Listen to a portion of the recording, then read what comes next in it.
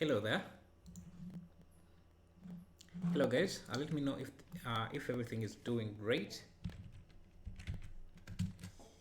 Yesterday I noticed that my chat wasn't working for some reason, but hopefully today I'll be able to see everything. So what we're going to be doing is play around with MantaFlow, which is the new uh, fluid simulator for Blender 2.8, and so there's not a lot of fluid simulation tutorials for Blender, but what I'm going to be doing is looking at some real flow breakdowns. Real flow, if you don't know what it is, it's just a fluid simulator or dynamic fluid simulator. It's a very powerful tool. I used to play with it sometime back then, but I don't have access to it nowadays. But so let me just show you a quick reel of what real flow is.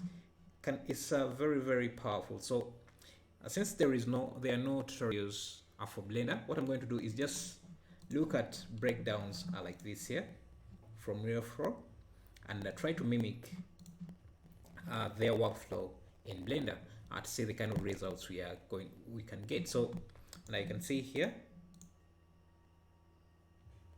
they have these, I think they're called spline emitters in RealFlow that you can use to emit fluids like that. But I think we can use a plane to. Hello Tad, how are you doing? Hope you're great. Yeah, but we can use, I think we can also use something like a spline, maybe convert it to a mesh, because I'm not sure if Blender supports, MantaFlow supports splines emitting fluids. So what we can do is, let me just open up Blender. I've already created this domain, but let me just repeat all the steps. So let's just add a cube here. This is going to be our domain.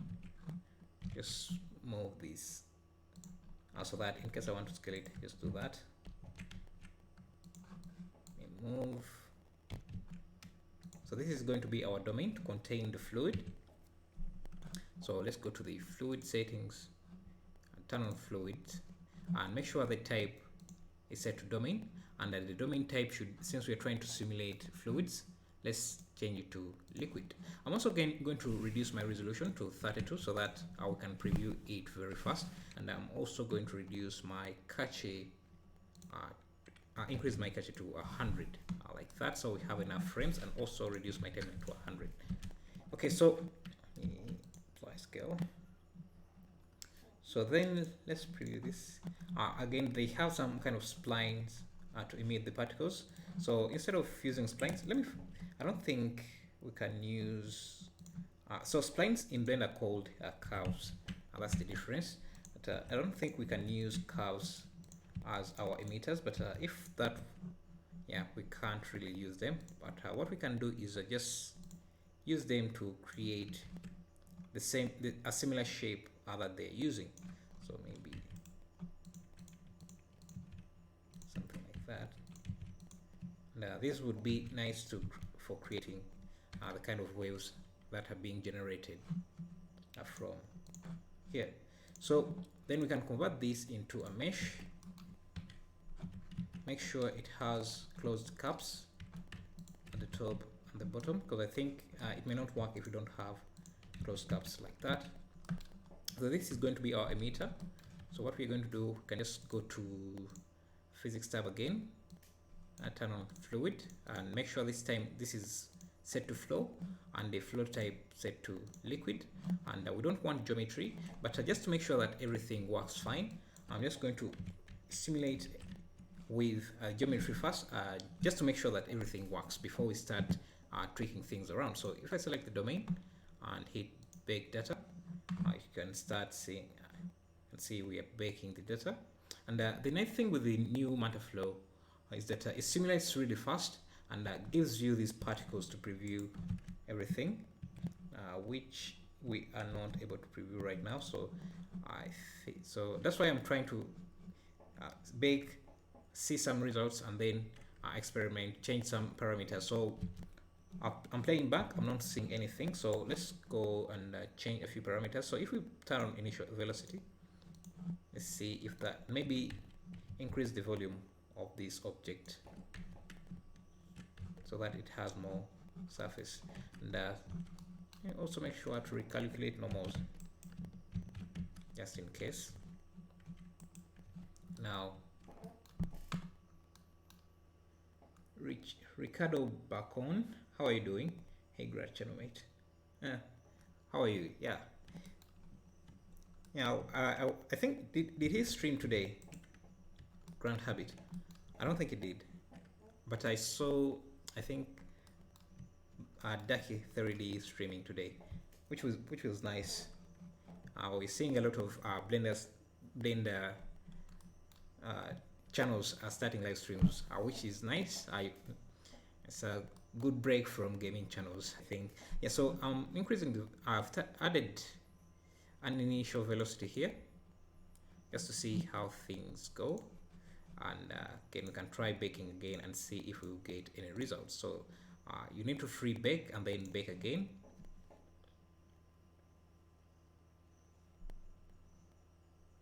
So you can see we got a drop at least this time. You can see we got a drop, but you know what, instead of using this shape, because I'm saying let's first try increasing. Maybe let's also give it a normal, something in a normal direction.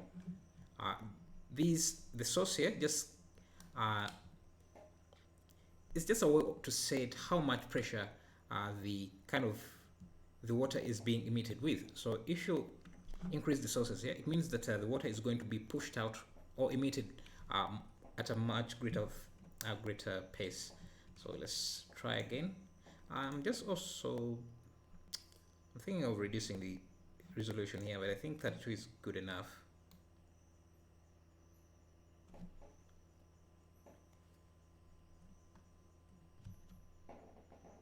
Okay, so we're still getting only one droplet. So what I'm going to do is just change the shape a bit to a basic shape and see how this responds.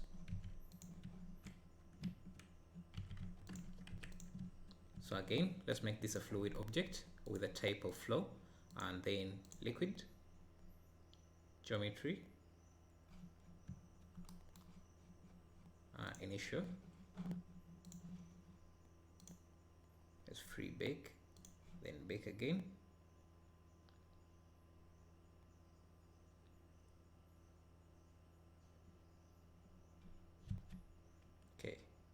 Okay, that's producing water, and I think the reason why the other shape wasn't producing water or producing any, let me just undo this and why this was not giving us any fluid. If we change this to inflow instead of just geometry, because the difference between inflow and geometry is that geometry Blender will consider this as a fluid, and it will just simulate the volume as the initial fluid. It won't add any more fluid other than what could be contained within this geometry. But inflow is just a way of, say, like, just consider this as a tap or a faucet, just releasing water into the scene, other than just having a bucket of water and just pouring it into the scene at once. So instead of using geometry, which was just giving us one droplet, let's try using inflow. So that we can get a continuous inflow of liquid. How did I end here from John Oliver? Jerry, how are you doing? I'm not sure why, but yeah, you're welcome to stay if you want to learn some 3D stuff. So let's change this to inflow and play with that and see.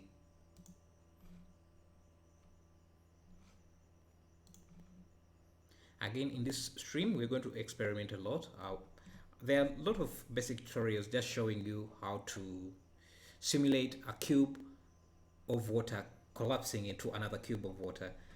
We want to achieve more complicated results, like what you see.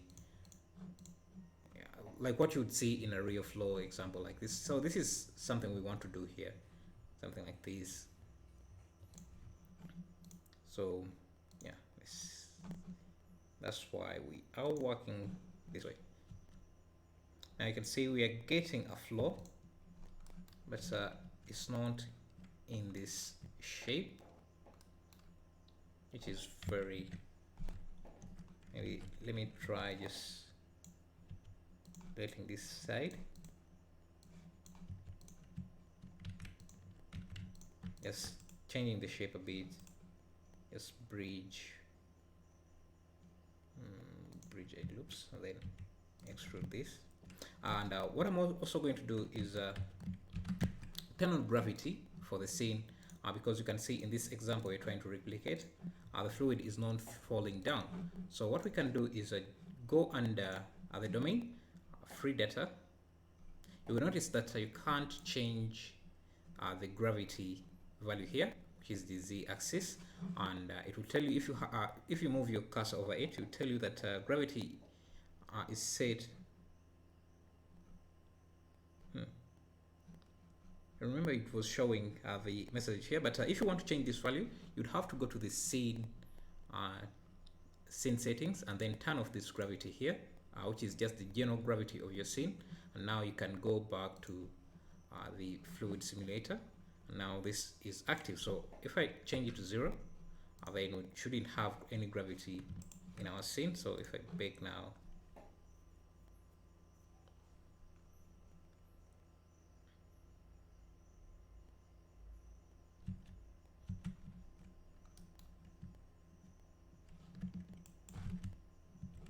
we're also not getting any fluids. This is the issue with simulations, is that you can experiment as many times as you want, but your results are always going to be different. So I did play with this before and I was getting better results. That's why I decided to stream it. But now, okay, let's try again. Fluid, flow, liquid, inflow. Let's give this initial velocity, and then let's bake again, because I think the other shape is not working out nicely. So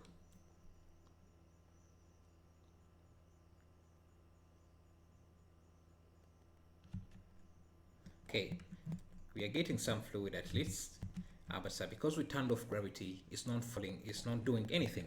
What we can do, we can add a curve object like this. Just edit it a bit, change this to automatic, just make the curve look a bit interesting, or better, let's just make it like a screw shape. So I'm just going to add a plane, and then add a screw modifier. Where is that? Screw.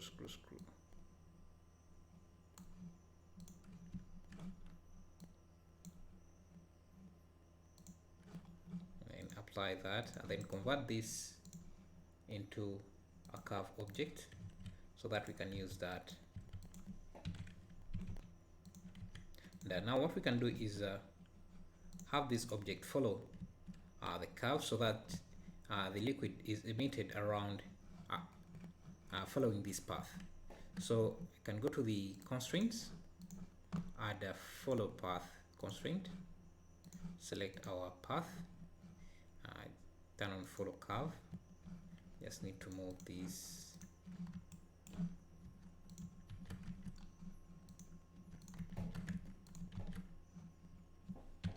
Move this closer to this.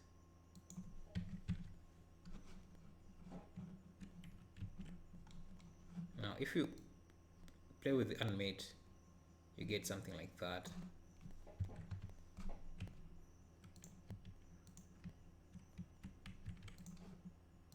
If you play around with offset, that is what you get. So let's animate that.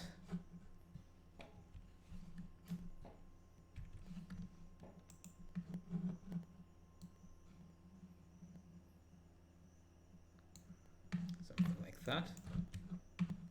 And then go back to the constraint, to the domain, and bake.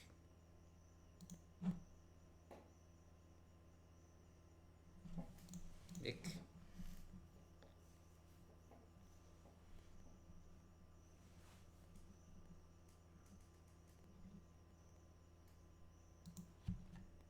Now you can see we have some fluid, but the problem is our particles are not enough, so we can go back. Let me first free that, and let's increase the source to something like 4.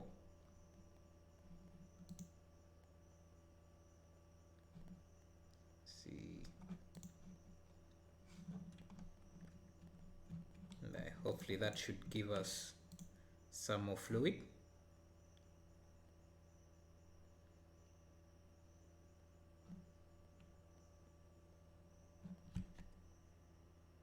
Okay, we're getting more fluid, but it's also moving too fast or too much. So what I'm going to do is to reduce on how far that this fluid moves, I'm going to add some drag. As you can see in our example, this fluid doesn't move too much, so we can add under force, we can add drag, and that should slow down the fluid quite a lot. So, and maybe let me also increase the domain resolution just a bit, 64, so we get some better results here. Might be a bit slow. I don't think it's even that slow. Okay, now it's slowing really. You don't have to remember, this is the new MantaFlow, so you can always resume your bake. You can see what we are getting. For some reason we are getting some kind of, it's bugging out around here, so I don't know what could be causing that.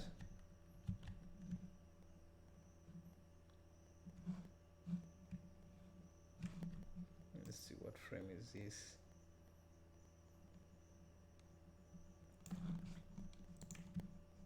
I think another thing I could do is change the shape a bit. So I'm going to select those.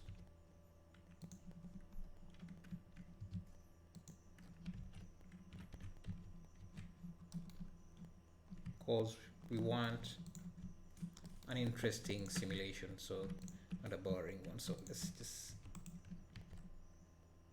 push those.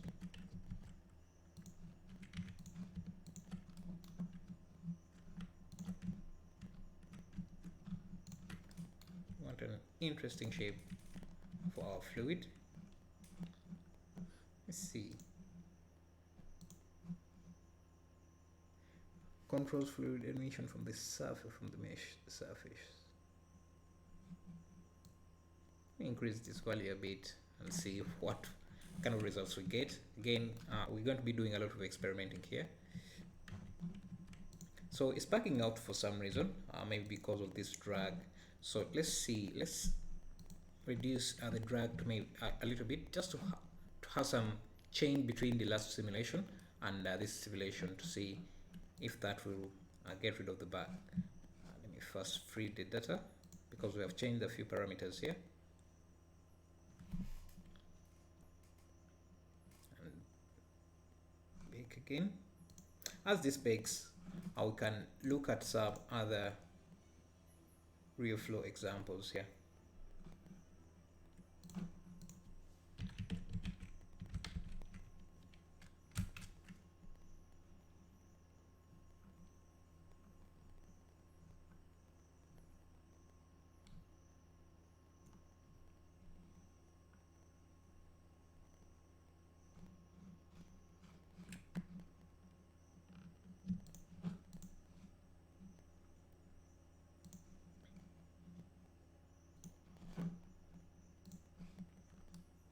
Still baking.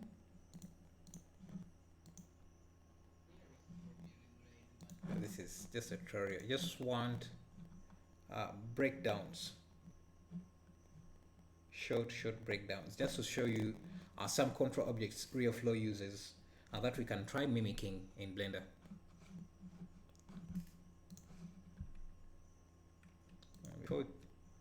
Since we can just resume later, let's see. Again, it's bugging out for some reason here, but you can see now we're getting a better shape.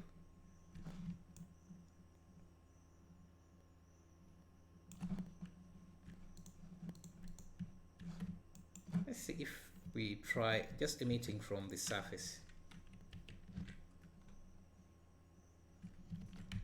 without this volume,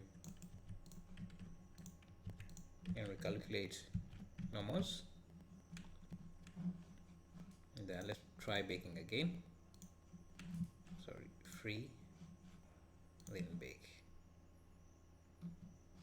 We don't have to bake the entire thing, just have to see if this is working.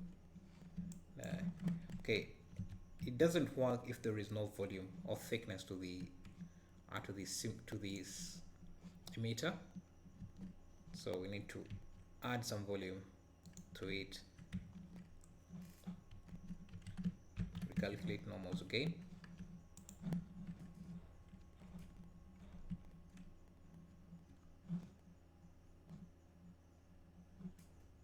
Use Inflow.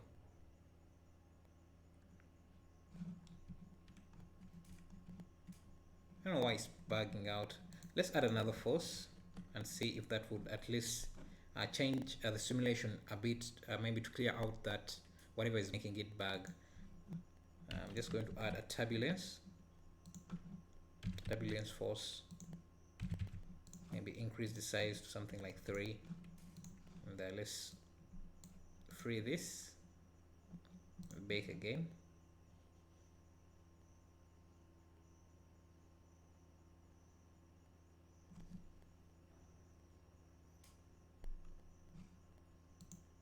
Now we don't have to wait for it to bake everything.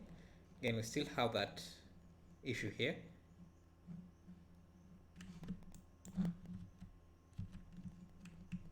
Simulating just fine for the first few frames, and then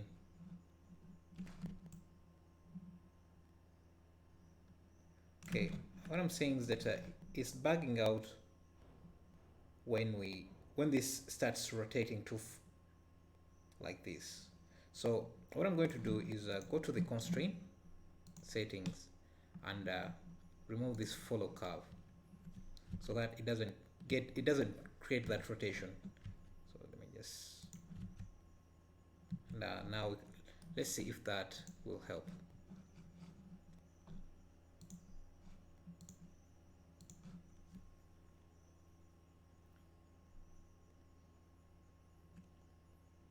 And we can escape. Okay.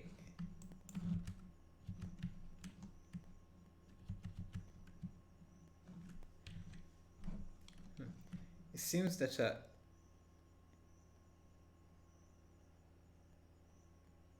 hello Vlad sir, how are you doing? Okay, I'm starting to understand how this is bugging, or what is causing it to bug. It seems that it doesn't like to have I'm not sure if I can explain this clearly for you to understand it, but because before I removed the follow constraint, it was bugging out at around here, but now it's bugging out around here, so it doesn't seem to want this to rotate, to be at a different angle from the emission. I'm great, how are you doing? So let's see what else we can do. If there are some settings we can try here.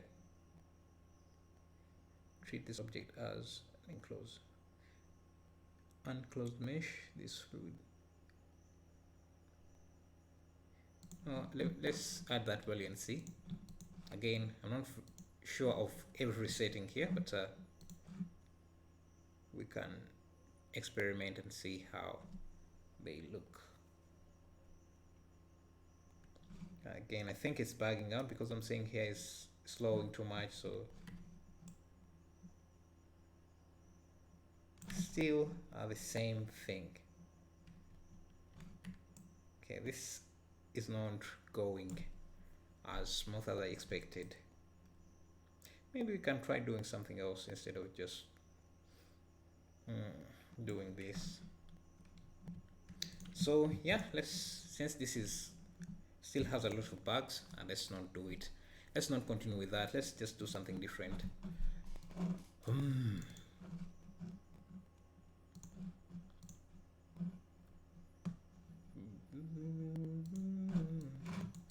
Let's see.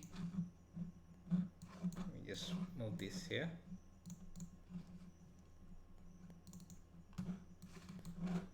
Let's go to basic modeling things.